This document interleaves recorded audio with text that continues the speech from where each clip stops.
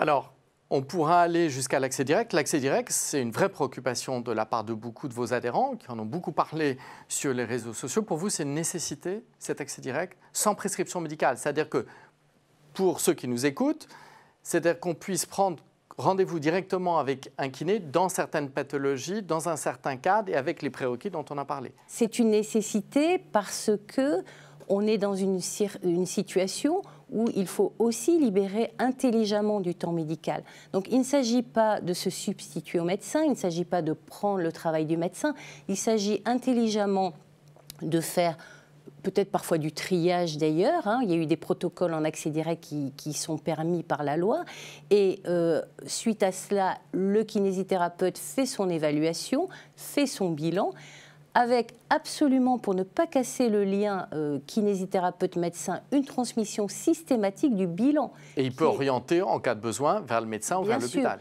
Il y a des drapeaux rouges, on regarde quels sont les drapeaux rouges, tout de suite, il faut référer dès lors que ça dépasse des compétences. On parlait simplement de l'entorse de cheville, c'est déjà le cas.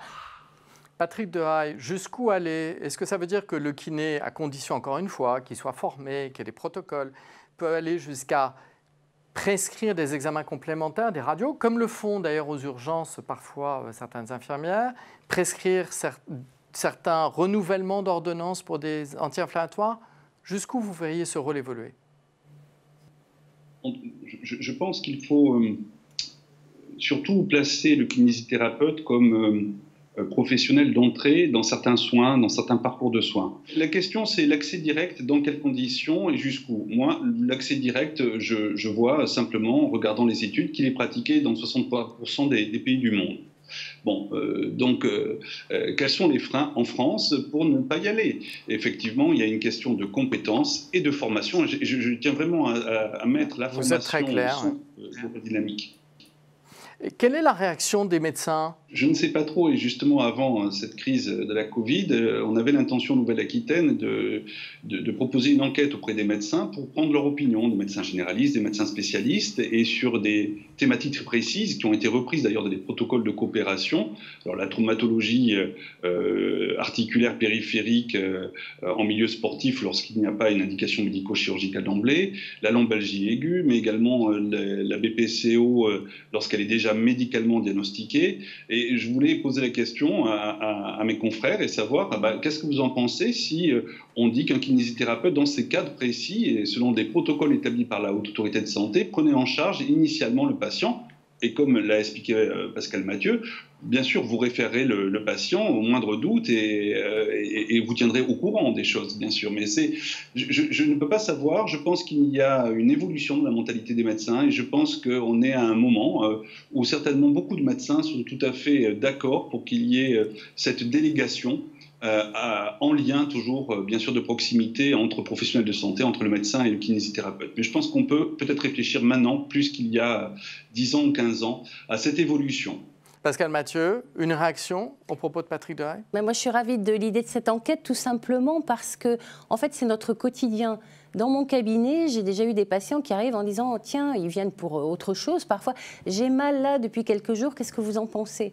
Et là, je regarde, j'évalue, et combien de fois j'ai appelé le médecin en disant, parce qu'on a l'habitude de travailler ensemble, on se connaît bien, « Dis-moi, qu'est-ce que tu en penses? J'ai monsieur X qui est là, il me semble que, ne penses-tu pas qu'il faudrait une radio? Est-ce que je te le renvoie ?» Et parfois, c'est « Non, non, vas-y, envoie-le chez le radiologue, téléphone, et puis on verra après. » Donc, vous voyez, ce triage et cet accès direct... Donc, sur le terrain, ce que vous êtes en train de dire, c'est que sur le terrain, ça existe déjà quand on se connaît.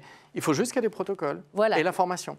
Ça existe. Les médecins, quand ils vous connaissent, sont ravis de travailler en confiance.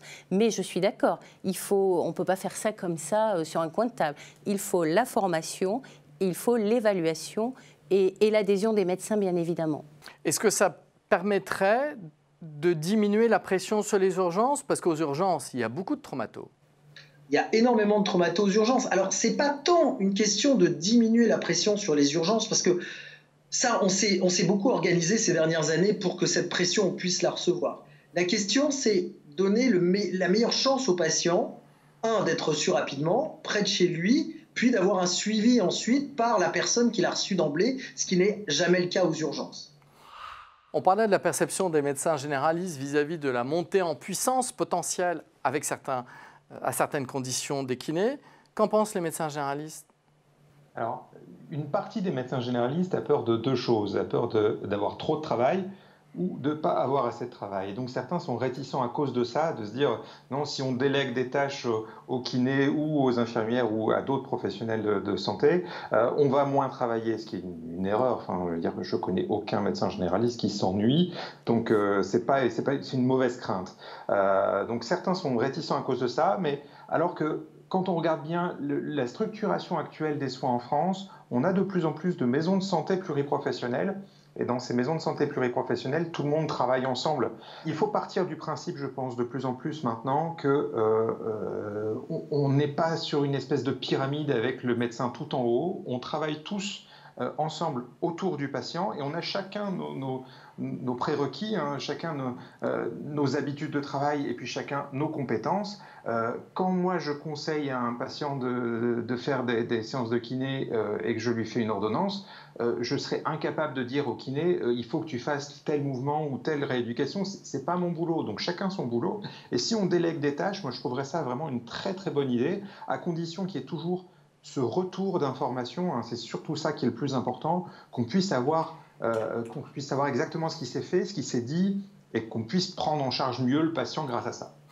Est-ce que ça ne veut pas dire, Pascal Mathieu, quand même aussi un changement de paradigme chez les kinés, d'avoir nécessairement un dossier de kiné, de partager l'information et bien sûr de renseigner le DMP, le dossier médical partagé? Vous mettez absolument le doigt là où je veux en venir et je n'arrête pas de militer au sens militantisme d'ailleurs du terme, hein, parce que la clé de l'indépendance du kinésithérapeute, l'indépendance intellectuelle aussi, c'est son bilan.